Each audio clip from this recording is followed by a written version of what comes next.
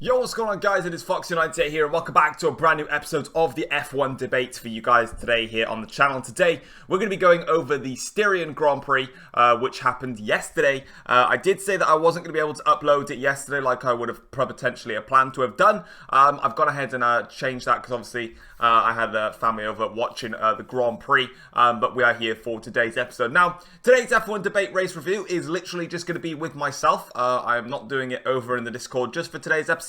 I mean, if you prefer it without anyone else, just let me know, I guess. I mean, I'm happy to do it myself, or I can bring in some other people here or there. And yeah, I think from now on, what I'm probably going to be doing is the F1 debate for the race is going to now be on the Mondays, which is what you'll see this one on. Basically, because it gives me a chance, especially with any incidents that happen on the track. I've gone ahead and taken the race highlights from the F1 2020 Styrian Grand Prix. I can then put it into my editing software. We can slow it down and basically do a full analysis on the incidents. Maybe it might change your mind on some of those incidents, who knows. But today's video is going to be split into three parts. So part number one, we're going to just go over the Grand Prix itself. Part number two, we're going to go and analyse some of the incidents that happened overall. And then part number three, we're going to be talking about the second bit of news that came out yesterday that Renault have launched a protest with regards to the legality of Racing Point's car. And we're going to go ahead and read that forum. So let's get started then with it. And first things first, let's get straight into the race review then. Obviously, this Styrian Grand Prix didn't live up to the expectations of the Austrian Grand Prix last week. It's very, very hard to do that when you've got such a manic Grand Prix in general, with so many different incidents here or there, and lots of other things happening as well. But overall, I thought it was actually quite a decent Grand Prix. The start of the race was pretty manic, so we'll start with lap one. Lewis Hamilton got off the line very, very nicely, and he led in towards the first corners and to the end of the first lap, really. Verstappen had a bit of a shaky start. It was quite interesting to see Carlos Sainz get quite a good start himself. He managed to give Verstappen a bit of a tough time, but Max managed to hold him off. And then, of course, we have the two Ferrari cars, and we'll analyse the incident later on. But, yeah, Ferrari. What can you say? Yeah, it's another disastrous weekend for them, and to be honest, we're looking at probably one of Ferrari's worst seasons in the modern era of Formula One. I genuinely think this could be their worst season since maybe 2014, 2009. I'm looking at those seasons really for Ferrari. They just do not have any form of performance, and Charles Leclerc and Vettel involved in a collision between themselves, yeah, just absolutely pathetic stuff from the pair of them, really. You know, they had brand new upgrades for this weekend. They fast-tracked some of the upgrades that were going to come for Hungary to this weekend, and what Ferrari desperately needed was for the two of them to just get the race done. It doesn't matter, you know, they may have probably got, you know, some points finishes, but what they really needed was to find out how the upgrades had worked and compared to the race pace of last week. That's what they needed, and they don't get it. Yeah, it's pretty poor. It reminds me very much of Haas in the 2019 British Grand Prix, I want to say it was, because they were testing two different setups on their car. I think Grosjean was doing an older, like, Melbourne spec type. Magnussen was using an updated version of the Haas car, and they both crashed each other out on the first lap, and DNF, no data. And it's the same thing here with Ferrari. They both crashed each other out. First lap, of course, Leclerc retired on lap 6, I believe it was, with damage to his front wing. Not his front wing, his rear floor, left rear floor, which was absolutely battered. I'm not surprised that he DNF'd from that one in there as well. It was one of those Grand Prix, actually, for me, whereby you sort of had a great start to the race. Then the middle of the race was a portion of the race where you were waiting for something to happen at the end of the race. And luckily, we actually got what happened at the end of the race, which was really cool. So from that point onwards, then Hamilton, he sort of controlled the pace out front, to be honest. Mercedes confirming as well that they had absolutely no issues with regards to any sensor issues or gearbox problems. Of course, in last week's Austrian Grand Prix, we saw that going over the curbs really damaged some of the electrical components on the Mercedes car, and it was basically threatening to shut the gearbox down because of any, sensor problems, and they had to stay off the curbs. That's exactly how Verstappen and Albon both DNF'd in last week's Austrian Grand Prix. They both went over the curbs and had sensor problems and electrical issues, which cost them dearly with that double DNF in there as well. Verstappen, for me, was very, very strong in today's Grand Prix. I think he outdid what that Red Bull really could do. I think obviously Bottas was a little bit behind because he was trying to deal with getting past Carlos Sainz quickly. He was a bit out of position, obviously, but he got past Sainz. He then eventually closed up to Verstappen, but I'll get onto that in a minute because there's someone on the grid that I'm going to give a lot of criticism for, and it's probably going to be unfair to many of you, but it's just obviously my own opinion on that. Hashtag the debate. That's the point of it. Anyway, so yeah, from that point onwards, obviously Bottas eventually closed up to Verstappen. He got past him on the second attempt. It was a great initial fight from Verstappen to just try and, make it difficult. He knew he was going to get past, but he didn't want to make it just, go by. He wanted to try and do something about it. Biggest surprises on the grid then, obviously, we saw Racing Point. They started way out of position with Perez in P17, and I think Stroll was P13. Perez finishing in P6 and Stroll finishing in P7 for the two Racing Point cars. Of course, Perez could have finished in P4, but there was contact between him and Alexander Albon, which broke Perez's front wing. He had to trundle it back really, really slowly, and Lando Norris, being the last lap Lando, managed to steal not only P7 off of Stroll, but also, not P6 off of Stroll, and then P5 off of Sergio Perez on the last corner of the last lap. It was a cracking final lap battle, especially between Norris, Perez, Stroll, Ricciardo in there as well with that photo finish. But the middle of the race then was a little bit quiet. So we saw obviously Bottas and Albon got their way past Sainz quite quickly. Sainz was sort of holding up the pack. I've got a really itchy head, but the only reason I'm wearing this hat is because, lockdown has screwed up my hair quite a lot. It's so long and annoying. Luckily, I'm going to go back to the barbers this week. So yeah, shout out to going back to short hair again. Off topic, but back onto it again. So Sainz sort of had a little bit of a period where he was sort of just a bit out of position, really. So obviously, eventually the faster cars came through, and then he had a nice train forming up behind him. Great scrap between Ricciardo and Ocon. I think Ocon had a point to prove in some respects, but I actually think that his fighting with Ricciardo was unnecessary. I think at that stage, Ricciardo was clearly much, much quicker. I think Ricciardo could have easily passed Sainz, but Renault messed up the strategy for them anyway, which we'll get onto later. It was good from Ocon. Like, if he was doing that with, as I think Martin Brundle pointed this out, if he was fighting with someone else that wasn't his teammate in that same fashion, you would be fully praising Ocon's defense and saying, you know what, that's great driving. That's what we want to see. And unfortunately, when it's your teammate who's faster than you on a different strategy, you've just got to get out of the way. What really Ocon should be doing in that circumstance is letting Ricciardo through. Ricciardo can chase after Sainz. If he can get past Sainz, that's all the better. And if Ocon is then under pressure from the Racing Point, if he can fend those off, it builds Ricciardo that gap. If Ocon's not got the pace, be the team player. Let Ricciardo get that gap, and maybe he might have been slightly better off when it came to the charge of the Racing Points. Maybe later on in the race, obviously Ocon DNF'd obviously with overheating problems, the Racing Points would have had to push harder on their tyres to get onto the back of Ricciardo, and then it would have been slightly more difficult. I think Perez would have got through anyway. Stroll found it much, much harder to pass Ricciardo. In fact, he couldn't really pass Ricciardo until he locked up and went off the track with Daniel to get the move done. So yeah, that's one way to get the overtake done. Get onto that incident as well, because that was under investigation and no further action was taken on that. Obviously, the only other DNF from the Styrian Grand Prix, bar the two Ferraris, was Esteban Ocon with an overheating problem. It was the exact same issue that Ricciardo had from last week, and I believe Cyril Abiteboul said that this is an end stone part, and it's completely unacceptable. So some strong words from Cyril, but it's fair words. You know, we're in a shortened season in Formula One. Every single point is crucial for the championship, whether, you know, we have just a 10 race calendar or whether we go up to like 14, 15 races. We don't know how many we're going to get. I think what we can all be fortunate of is we have a race calendar. We have got a 2020 season.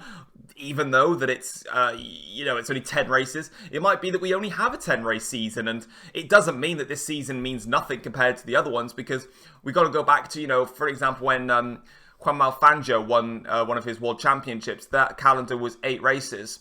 But that doesn't justify that Fangio's season is unnecessary. You know, it doesn't mean that Fangio's season is worth nothing. It just means that that's how many races there were in that season. We don't have to have 21 races, of course, to have a full season in F1. We just currently, in our period of time, have had these amount of races. Of course, with COVID, we can't have that many races, and this is our official race calendar. This is what we work by. So it doesn't mean that it's not justified. It just means that every single race is that much more important. It's not good for Renault if they're going to have these consistent reliability problems. But for Ricciardo, though, he did manage to get some points. Of course, in the end, it worked out very, very nicely for him. He probably could have... I think he probably would have held off Lance Stroll if it wasn't for Stroll's antics, which we'll get onto. I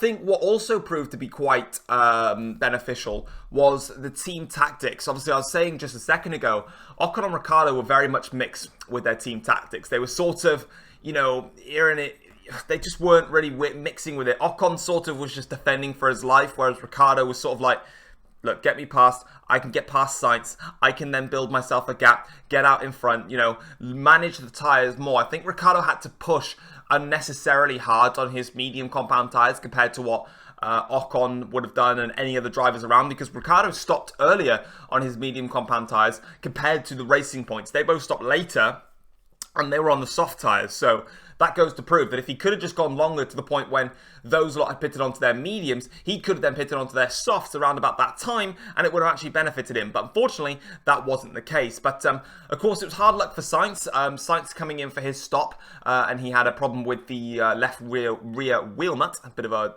tongue twister there.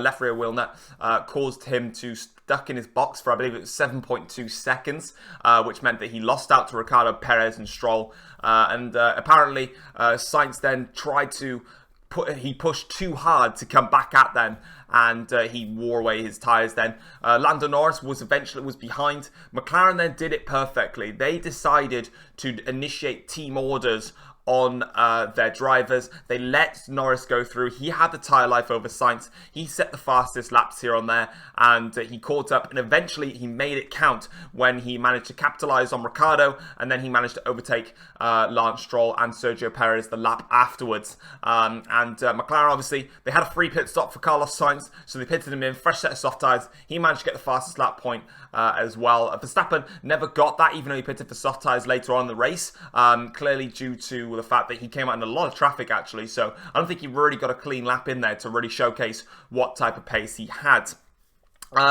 But kudos as well to Danny Kvyat in the AlphaTauri. I've also got the race classification up on my screen, not on my phone this time compared to last time. So everything is on my monitors and you can't see it, and I just smacked my microphone in the process there. So kudos to Kvyat in the AlphaTauri. He picked himself up a point today. Very nice drive from him. He did a very strange strategy, actually. He went for the medium compound tyres to start the Grand Prix, and then pitted for the hard tyres, and then went to the end. So very strange stuff there from AlphaTauri, but the strategy paid off for them. A lot of teams went soft medium for this Grand Prix, and that's something quite crucial to put into perspective, because of course what I actually found quite interesting about this race compared to last race is the strategical differences. I don't know about you guys, but when I was looking at it, obviously last week we saw soft to hard. That was their strategy. Of course, safety cars put other pit stops in there, but as the safety car came out, everyone went soft to hard. The only driver that didn't do that was Sergio Perez, and he went to the medium tyres. Now, unfortunately, because of the second safety car, Perez's strategy was kind of thrown in the bin.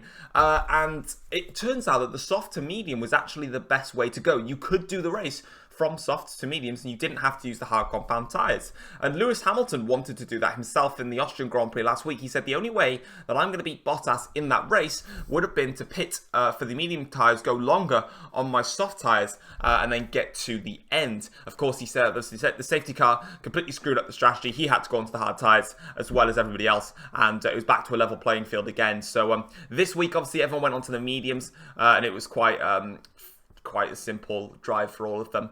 The only man that it didn't work out for, though, was Gasly. Gasly had a fantastic qualifying session, as we all remember, in the wet. And then he started on the soft tyres. He went to the hard tyres, but it just did not work for him. He just fell down the order, had no pace at all. He had to stop again for the soft tyres. And in the end, he finished down in P15 there. So that wasn't a very good drive from Gasly, one that he'll want to put behind him very, very quickly. George Russell, a bit of a shame that he had a great start, was, mixing it up in there with the midfield boys. Tried to have a go at Magnussen, I think it was. Went wide, though, at turn 5 and went off into the gravel, and he was back down the bottom of the order again. The only shout I'll give to Russell, is that after that off, he was quite far behind Latifi, and then he managed to catch and pass him again and take 16th place. So not the best drive from Russell, a bit of a silly mistake in there, but of course it is what it is for him. You just got to cope with it. Quite interesting, Alfa Romeo and Haas having a little bit of a scrap. We saw a lot of pictures, a lot of clips during the race of Raikkonen and Magnussen, I believe it was, having a very, very nice fight here and there as well. So that's going to be a bitter rivalry between Alfa Romeo and Haas. And of course, Alfa have got, crucially, those 2 points, which might actually, like I said, prove critical, because I don't think Alfa Romeo or Haas are point-scoring cars. I don't think they're midfield cars, Obviously, we know that Mercedes, Red Bull, I think Ferrari are okay to get points, obviously, if they all score points. McLaren, a point-scoring team. Racing Point, a point-scoring team. Renault, a point-scoring team. And then AlphaTauri is sort of just a little bit above Alfa and Haas, and then it's Williams, I think. So, yeah, that was quite a fun little fight for them, but obviously Alfa Romeo crucially taking the points when it counts in there. Moving then to the front of the grid, I think I've pretty much covered everything else. Yeah, so obviously Verstappen decided to pit early compared to Bottas on lap 25, I want to say it was, and he just tried to cover off the undercut, and this is what I'm now going to get into, and it's me deciding now is to be critical on Alexander Albon in this Grand Prix. Alex Albon started P5, finished in P4. I'll be perfectly honest with you, I actually thought that he was absolutely shocking in that Grand Prix. You're probably going to look at yourselves and go, or look at me right now with my face, and go, the fuck is wrong with you, okay? And there's quite a simple explanation for this.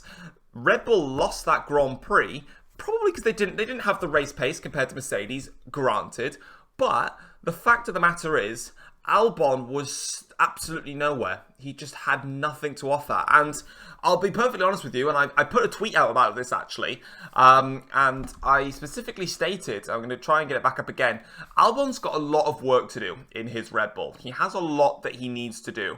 And the biggest thing here is that for Albon, he needs to realise that, or I think, I'm the only one who's really been pointing this out. I haven't really seen anyone else pointing it out. Maybe someone has, and I'm just completely oblivious to it. But the only times that Albon has ever been within a chance of a podium is when there's a safety car that's come out and he's put on fresh tyres to try and help against that. Apart from that, he's never really been in podium threatening positions. And I just think that's not good enough. I don't think it is.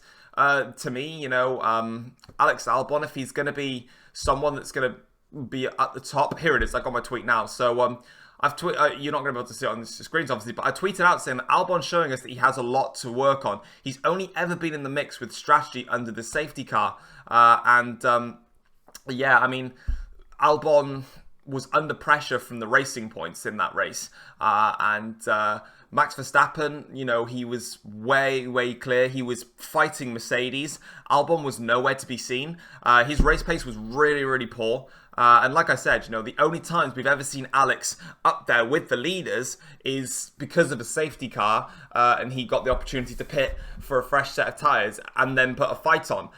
In terms of a level playing field, like we've seen in every other races, sure, he's had some great fight backs, don't get me wrong, like in Belgium, his debut, he did a phenomenal job. I can't remember how he did in Italy, to be honest. I forgot that Grand Prix. Singapore, again, he kept up with the field. Of course, they were very nursing in Singapore. I know that firsthand because I was there. Shout out to getting this T-shirt from Singapore. This was actually. I did get this Mercedes shirt from Singapore as well as the Singapore hat, but I'm pretty sure I've worn that at some point anyway. Yeah. So this is a fond memory T-shirt. This T-shirt came from Singapore, so I'll say no more. He's had some good periods in there. He matched Verstappen in the qualifying in Japan. He hasn't threatened to get a podium unless something has benefited him when he's not benefited because he's quick, if that makes any sense. So a lot to work on from Albon in there as well. And I make that more clear because we don't know what happened with Albon, obviously. We don't know whether there's any form of issues with him. But Verstappen finished, I'm looking at the race classification now. So he finished 33 seconds behind Lewis Hamilton in the end. He did 2 stops. Albon finished 44 seconds behind Hamilton. He did 1 stop. So automatically there's an 11-second gap there. Take away the pit stop that Verstappen had, that's then 20-odd seconds, 26 seconds here or there. So let's just say 20 seconds. So that's 31 seconds. Plus, Verstappen had front and rear wing damage. Now, we knew about the front wing damage. Red Bull confirmed at the end of the race that there was rear wing damage as well on Verstappen's car due to the curbs and the way that Verstappen was obviously just pushing. We saw the front wing damage with a bit of it flapping on the end, and obviously the damage on the under tray. That looks like I'm making it rain. It's not. The damage on the end of that. In fact, you know what? I'll make this easy for everyone here. Here we go. I have a Red Bull. This is my perfect way of describing this. I have a Red Bull model car. This will be able to help identify it. So Red Bull's saying it's a bit dusty, so ignore it. But hey, at least I've got model cars I can use as my examples. So if we have a look here, so the camera's probably not even going to focus, but we saw that Verstappen had some damage around about by here on his car. And there's a little bit flapping on this section. Oh, it is sort of focusing here or there. So there's a bit flapping sort of on the front by here. In fact, it's actually on this side by here. And then there was some damage on the end plate. One of the end plates here had a little bit flapping about as well. So there was a few things here or there that were damaged on Verstappen's car. So rest in peace to that. I'll leave that there, actually. Shout out to having lots of 2019 model cars that I can rock with here. Yeah, this is the RB15 2019 model. So yeah, I can use that as my example. Perfect. But yeah, that's where the damage came from. So to see Albon not able to compete with that is quite concerning. I don't know. It's going to put some pressure on him. It is going to put some pressure, especially when Verstappen is busy fighting with the Mercedes-Benz duo and Albon is busy trying to fend off the racing points. That's something that needs to be looked at a little bit. But taking that aside, Albon is, for me, is already, and we can already say this, is better than Gasly in the Red Bull seat. You can completely disagree with me. By all means, do so. But obviously, Gasly struggled to pass the Alfa Romeos in the last Austrian Grand Prix when Verstappen won. He couldn't even get past them. He finished a lap down despite being in front of Verstappen in that Grand Prix as well. So there's some benefits here or there to that from Albon. And crucially, like I said, it is still a P4 finish. And at the end of the day, it is crucial amounts of points that Red Bull need for the Constructors' Championship. But I still do believe that last season, Red Bull could have beaten Ferrari in the Constructors' Championship had they had an Albon type of driver from start to finish and not a Pierre Gasly where he literally couldn't even fight at the midfield in a Red Bull. So there's some benefits here or there as well. And of course, as I said before, massive credit again to Lando Norris. McLaren doing their teamwork properly. Norris let through by Sainz and Norris came through and managed to win the Grand Prix, and that's how it went. So the race classification then, Lewis Hamilton won the Grand Prix ahead of Valtteri Bottas, then it was Verstappen, and then Albon, Norris, Perez, Stroll, Ricciardo, Sainz, and Kvyat that rounded off the top 10. What I'm going to do now is I will get at the Drivers' Championship from F1, and we'll see what the championship's like, because annoyingly, I don't think they show it at the end of the races. They don't seem to show what the championship standings are, which is annoying, because I want to see what they are. So the Drivers' Championship then, after 2 rounds, Valtteri Bottas leads the championship with 43 points. Lewis Hamilton is second in the championship on 37 points. Big up Lando Norris, who's P3 in the championship on 26 points. Then it's Charles Leclerc with 18 points in P4. Sergio Perez, P5 with 16 points ahead of Max Verstappen, who is on 15 points. Carlos Sainz is on 13 points. And then it's Alex Albon on 12 points. And then it's Gasly and Stroll together on 6 points.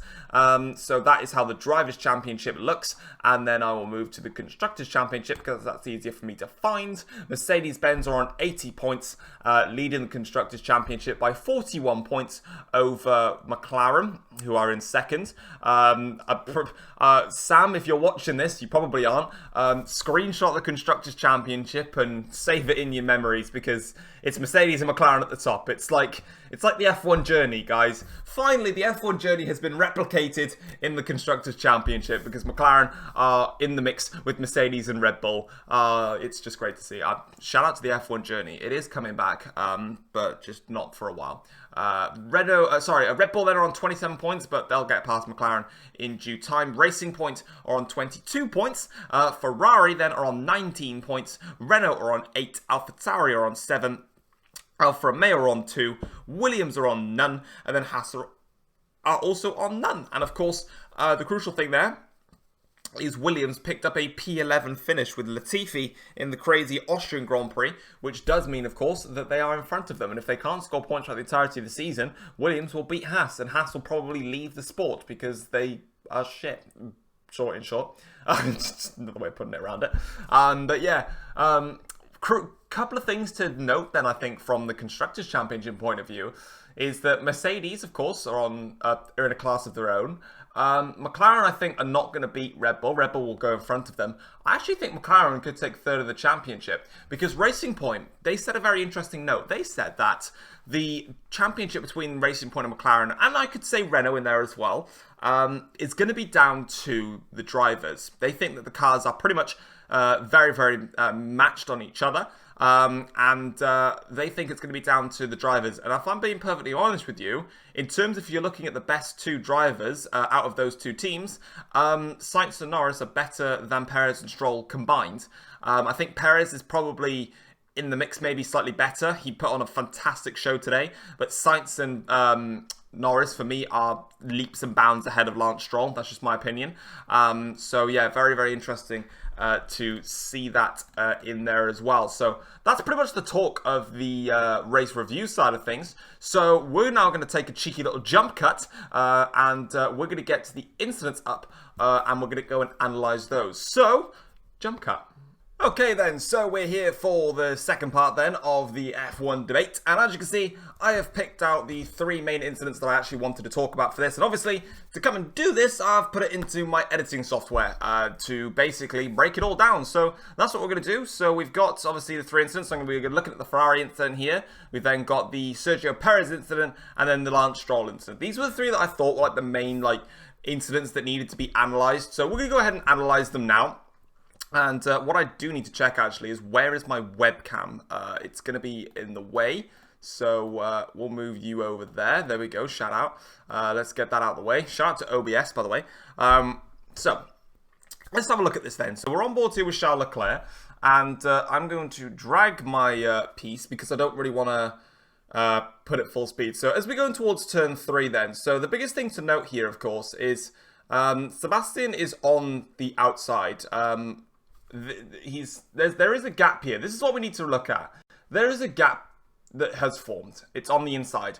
But as we all know, this gap is going to... Don't do that to me. This gap is going to constantly close. That's what we need to realize. So as we go in towards the corner now, you can see here that the gap is... It's kind of there. But what we need to understand is that that is going to eventually turn. So as we go in towards the corner, Charles just doesn't need to do that. Like, as he goes in towards the corner, he's braking around about now. You can see that. But then what he crucially does is, as they get towards this corner, he then decides to just launch it. He decides to just put on the power straight away and then just go for it. And that, to me, is just unnecessary. Like, you just back out of it and just wait for it to unfold. And the perfect thing to note about all of this is that a Formula 1 race is not won on the first lap. So to all of you in my online lobbies that smash me out every single time, that's my point. It's not won on the first lap. Unless we obviously want to crash each other out, then, you know, that's respectful because we do that a lot. But it also can be lost on the first lap. Here's your example of it. So I'll play it in real time now. So you can see here that as Charles going in towards the hairpin, you can see he's slow and then he launches. You see that launch that he's done in there, that extra piece of pace that he's done.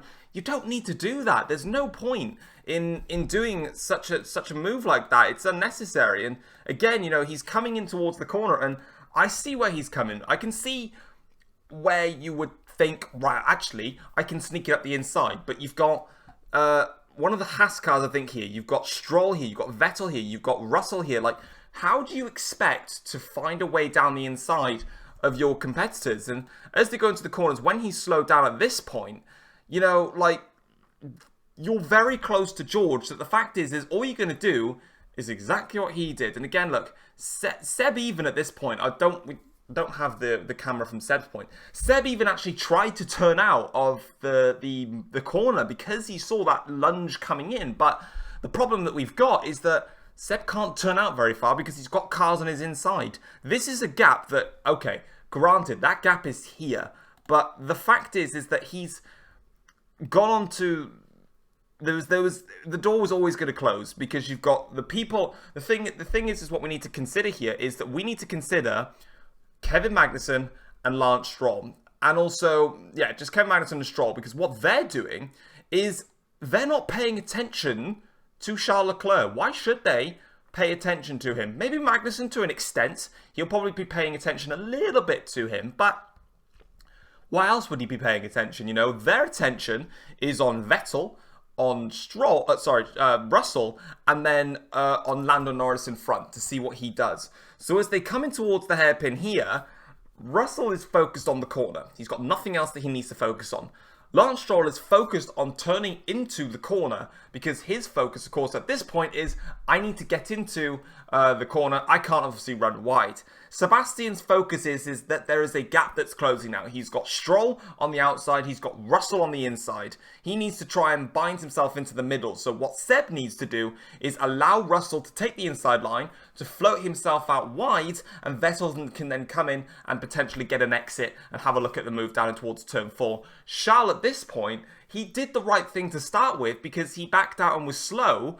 And then all he needed to do after that is when the door was closing, just slam on the brakes harder. Sure, he would have lost a couple more positions in there, but as we've said before, it's a 71 lap race. It's not 1 lap race. And again, you know, he just sped up mid-corner, slow, speed up, and then obviously he mounted the curb, which then lifted the rear of the car and smashed Sebastian's rear wing off. And then that's race over, literally from there. For Sebastian Vettel, his rear wing is absolutely screwed. And then for Charles Leclerc, of course, he managed to severely damage the floor, which ruins his race. The next incident I wanted to look at, so yeah, for this one, by the way, Charles actually, in fairness to him, he's one of these guys that will beat himself up very, very heavily about something that he does wrong. Same mentality as what I do. If I do something wrong, I'll beat myself up very heavily about it because I want to make sure that I improve on my own mistakes. And again, Charles was fully hands up admitting that was his fault, and he let the team down. Hey, Albon, flashbacks to what's it called? Turn 4, when you're fighting against the Mercedes. Winky face. Yeah, it was you know, just a bit of a joke in there, a bit of bounce, you know. So as you can see here, so we've got Perez then, who's finally side by side with Alex Albon on lap 70, I want to say this was. Speeding it up, you can see here that Albon is going around the outside. They get very close by here, and then eventually, this is where it gets a little bit more on Perez's fault. Now, compare this to Albon. So here, at this point, Albon has got himself onto the rubble strip. And Albon's got the corner. What I want to look at, and I only looked at this, of course, with the analysis that I'm doing right now. And like I said, if you guys enjoy these analyses, we can obviously do them more often here. Watch Perez's steering wheel. So he's currently full lock into this corner right now. It's getting very, very close between him and Albon. He needs to keep that car full lock. Watch the wheel now. He actually straightens it. Maybe, now this could just be an assumption, as he's turning the wheel, maybe the back end is coming out on him. So obviously to do that, he's going to have to turn... Ooh, keep smashing my thing. Shout out to my little Red Bull. So as he's turning in towards the corner... Controller there. So as he's turning in towards the corner, maybe the back end's sort of stepping out. So he needs to correct it, which means obviously he needs to turn in that direction to do it. But yeah, it was a bit unusual to see that. There's a tiniest bit of oversteer, but... Nothing too crazy. But yeah, the wheel straightens up, and then that's where the contact comes into place. Right there, full contact. And then, of course, Perez has broken his front wing from that. And Albon said that he had flashbacks from last week, which is true, because he got hit again at turn 4. But, of course, the damage was not done to Albon this time around. The damage was done to Perez, and it even cost him a position in the end. So, for me, this was 100% Perez's fault. Oops. Yeah, like I said, it all depends if he had oversteer at this point. But it's just weird that wheel straightens up there. I don't know why you'd want to do that. Like, you're just going to have to keep it full lock. Allow Albon the space. My only other assumption to this is that Perez maybe thought that Albon had enough space and had a little bit extra on the outside. That he could try and make it a bit difficult in the form that maybe he wanted to try and force Albon to lift off the throttle a little bit to then sneak through. It didn't work out in the end, and Perez there taking the damage, Albon as well taking it. But that's what I want to talk about as well, is the fact that Albon is nowhere near the Mercedes. He was nowhere near Verstappen all race long, and his threat was Sergio Perez. Of course, they were on different strategy. Well, they weren't. They were on the same strategy, but Perez stayed out longer. So yeah, pretty silly stuff there. And now we're going to move on to the last incident, which is Lance Stroll and Daniel Ricciardo. So Ricciardo said that he wanted Stroll to get a penalty for this, and of course, it didn't happen. There was an investigation, but no action was necessary. They said it's a racing incident. So let's have a look at it then. So as Stroll here is coming up towards the turn 3. He's got a great run here. He's closed the DRS. He's already put the brakes on at this point here, and he's going to go for it. Down the inside on Daniel Ricciardo. As they're going towards the hairpin here, Stroll is committed to the inside line. Ricciardo's actually gifted that as well. He's not covered it off here. Stroll's actually done a very nice and slick job here because, as you can see at this point, Stroll's car is actually on the outside line. He's favouring that. Ricciardo is sort of seeing that, but Stroll makes the switch. Ricciardo is now going to lose sight. So what Stroll's trying to do here is he's trying to make Ricciardo force himself to look in the mirror at where Stroll is. At the moment, Ricciardo's not going to see the racing point in his right-hand mirror. He's going to see that racing point in the left-hand mirror. So as the braking point is coming up, he's going to be focusing on trying to cover off the outside line for Lance Stroll. Stroll then braking with the DRS is going to change that. So as Ricciardo makes that look, he's then going to start to turn. He'll then look again. Stroll's not there anymore. He's on the inside line. And you can see that Ricciardo has now realised this because he's not taking a formidable line. What Ricciardo could have done is gone very deep towards the outside line and gone all the way around. The only threat that he's got by doing that is that Stroll can then easily just turn his car in towards Ricciardo and give him minimal space. Now, as they go in towards the hairpin, Ricciardo now is trying to make life difficult for Lance Stroll because he doesn't really want the overtake to be complete. Again, he's got a car's width. And I say that because look at where Ricciardo is before the turning zone. That's where he is. Now look at where Lando Norris is. Right on the curb. So he's taking the optimal racing line. Of course, Norris here is playing the patient game. He's just waiting for some form of move to happen. Lance Stroll then goes towards the inside line. He actually locks up at this point here. And Ricciardo, well, goes off the track, and they said that was a racing incident. Did he force Ricciardo off the track? For me, no, I don't actually think he did. I think Ricciardo actually got his positioning wrong. I completely agree with the stewards. I believe this is a racing incident. and there was no action really necessary for it. Yes, of course, Stroll has gone in deep and forced Ricciardo wide, but there's nothing to say that Ricciardo could easily have A, positioned his car better, and B, if Stroll is going in too deep, maybe, he could have probably gone into the corner. He might have made the corner, I mean, from this perspective, you can see that he hasn't. And he's instantly, you can see, gone straight back onto the circuit, showcasing that Stroll doesn't have the intention to force Ricciardo wide. He has simply gone in too deep. He's trying really hard to outbrake him. Of course, Ricciardo, if he positioned his car better, Stroll's already committed to this point. Of course, Ricciardo, in this stage, what he has done, though, is that by closing the line, he's given Stroll a tougher and tighter line, and a tighter apex to work with. And in there, it is just a plain straight racing incident. I don't really see anything wrong with that at all there. Norris then comes in the fray, and this is quite nice in here as well. As they go around the outside here, this is what, Perez probably wanted to do. Maybe what Hamilton even wanted to do last week, because you can see here, this is what I actually wanted to discuss.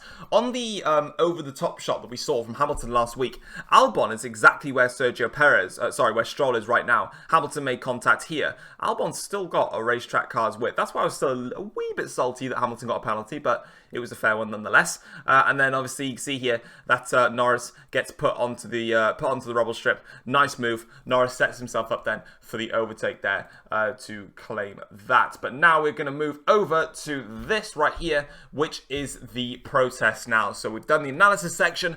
The last thing I want to talk to you guys today in the F1 debate today is Renault have launched a protest regarding the legality of the Racing Point car after the Styrian Grand Prix. So let's quickly read this now. So there was drama late on Sunday in Austria as Renault lodged a formal protest with the Styrian Grand Prix officials concerning the legality of the Racing Point, which during testing was dubbed the Pink Mercedes, so similar it was to last year's all-conquering Silver Arrows car. Several teams were understood to be unhappy with the RP20, given the similarities to the Mercedes W10, but Racing Point have consistently defended themselves, with team principal Opnar Safsnar, I said that wrong, saying they have been looking at pursuing a Mercedes aero philosophy for a long time, but they didn't have the funds available. Of course, Racing Point in the past have been going around the philosophy of the aerodynamics of the Red Bull with the high rake and its style of car. They now want to move to the Mercedes' aero philosophy, believing Mercedes have got a better aerodynamic package now than Red Bull.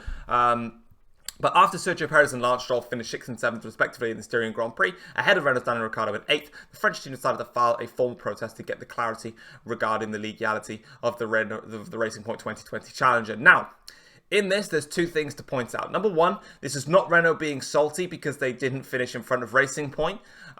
It's an opportunity, as they said, in testing, there were so many teams that were not happy with Racing Point's car and if it was legal or not, but they didn't have formal evidence. Here now, Renault have lodged a protest specifically because they have got evidence. Otherwise, what's the point? And secondly, it's annoying that they say this.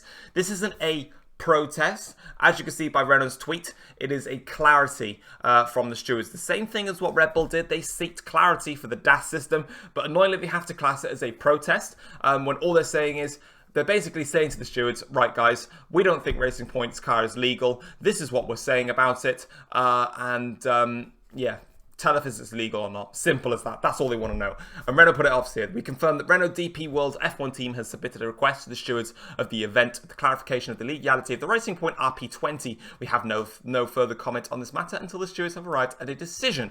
Their protests concern 4 articles in the sporting regulation, mostly critically Appendix 6, which concern listed parts. Paragraph 1, Article 2 says, a competitor shall, in respect of the listed parts to be used in its cars in Formula 1, only use listed parts which are designed at. Article 2C adds, in the case of the outsourcing of design, such as third party shall not be a competitor or a party that directly or indirectly designs listed parts for any competitor.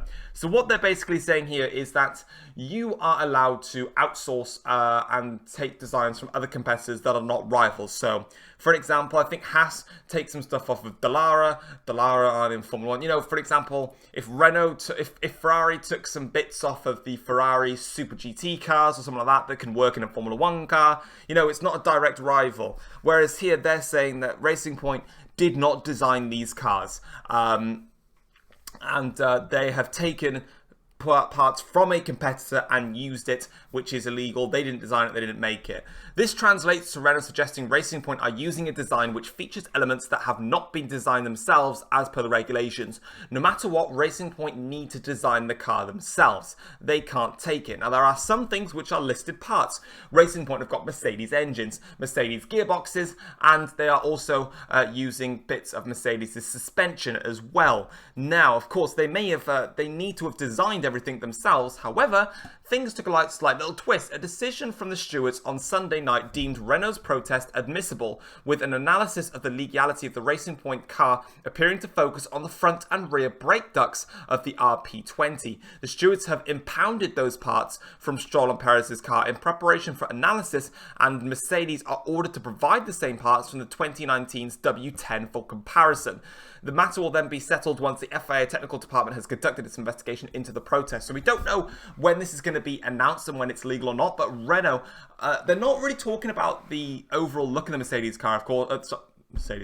Racing Point's car. Obviously with the front wing, the side pods being similar, their rear wing being similar. They're looking specifically towards the brake ducts, and it's quite key here to see that they've actually impounded those brake ducts, and obviously Mercedes are ordered to provide the same, which of course is fair because obviously they're looking at the 2019 Mercedes W10. Mercedes is going to have to imply those over. I think it's a little bit frustrating though for Mercedes in general because, if they'd found like a little bit of a silver bullet with their brake ducts and just something that worked better compared to what other teams are, they now have to go and expose what they did because Racing Point may be using what they had, but who knows. But anyway, guys, that is going to wrap it up for the F1 debate for today. If you guys have enjoyed it, feel free to drop it a like and subscribe if you're new around here as well.